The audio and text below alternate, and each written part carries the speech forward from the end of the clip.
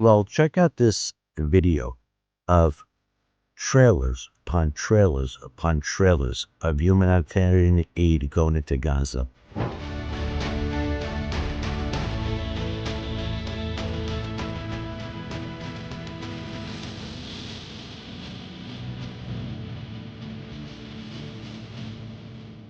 Truckloads upon truckloads coming in.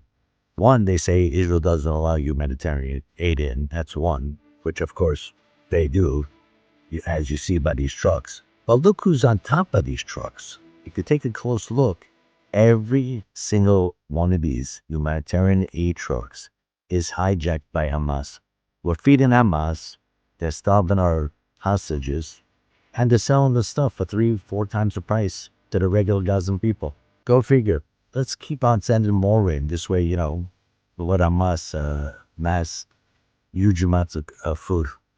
Take a bite.